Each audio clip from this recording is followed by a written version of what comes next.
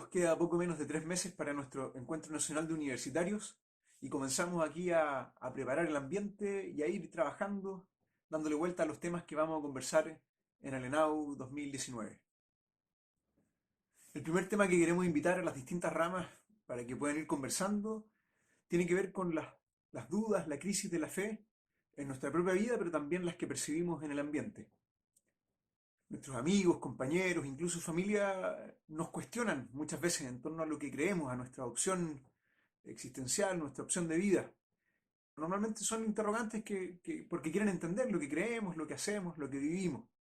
Y no solamente vienen de fuera, sino que también nosotros mismos nos cuestionamos y muchas veces las crisis de fe, las dudas de fe no son tanto de los demás contra nosotros, sino uno mismo espontáneamente se pregunta por los fundamentos de aquello en lo que creemos. Creer es parte de la vida, dudar también. Nos movemos por el mundo creyendo y confiando en distintas realidades de las cuales no tenemos pruebas o certezas absolutas. Las grandes opciones en la vida se toman basándose en una confianza, en una apuesta, en simplemente creer que ese es el camino. Uno no tiene certezas así matemáticas o científicas, no tiene pruebas de que, por ejemplo, la persona con la cual te quieres casar no tiene la certeza absoluta de que esa persona es la indicada. Lo mismo cuando tú eliges una carrera que estudiar.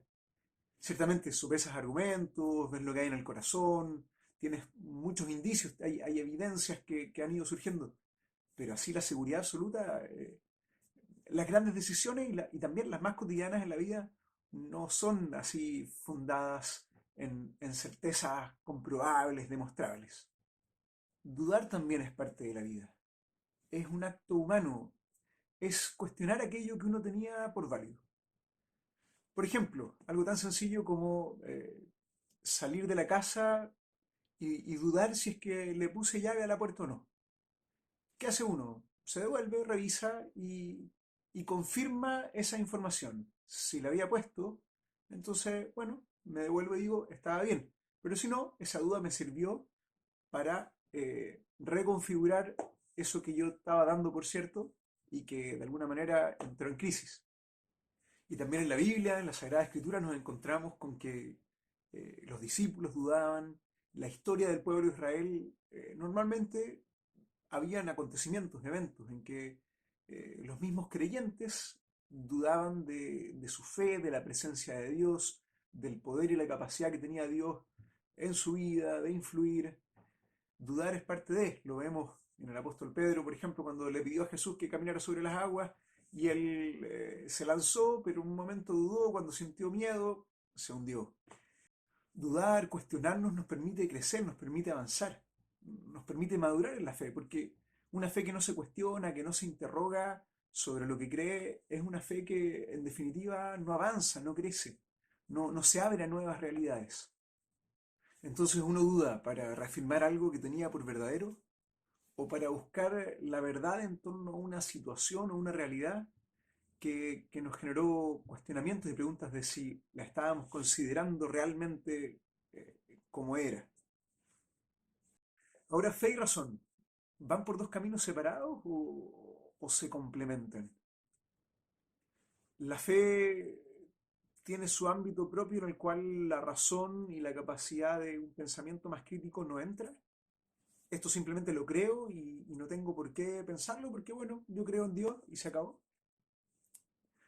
Cuando voy a la universidad, ahí razono. Y cuando estoy en la misa o en mi grupo de vida o pensando o leyendo la escritura, entonces ahí creo simplemente. La manera creyente, católica de encarar esta realidad de fe y razón es justamente buscando una sintonía. Eso es lo que nos propone la Iglesia. No separar estos ámbitos, sino que buscar una conjunción. Fe y razón para la Iglesia son realidades que se complementan. El Papa Juan Pablo II decía que la fe y la razón son como dos alas que te elevan a la contemplación de la verdad. Y lo primero que quisiéramos afirmar con todas sus letras es que nuestra fe es razonable, tiene que ser razonable. San Agustín decía, una fe no razonable deja de ser fe, porque nadie puede creer algo que no es razonable de ser creído. Y todo lo que de alguna manera creemos de Dios y confiamos en Él, es porque nos hace sentido, porque hay indicios, hay evidencias en nuestra vida que nos llevan a confiar en ello. Tenía un profesor que decía, uno no le reza al pato Donald, o no le confía su vida a un unicornio morado, porque realmente no tiene sentido.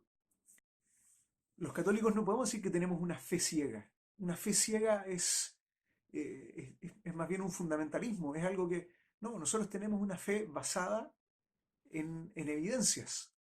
Evidencias de otro tipo, no son las evidencias científicas, pero vean bien, ¿por qué ustedes creen en Dios? ¿Por qué creo en Jesús? Porque en mi vida ha habido evidencias, signos, realidades que me han llevado a decir, tiene sentido confiarle mi vida a Él, tiene sentido creer realmente en esta realidad.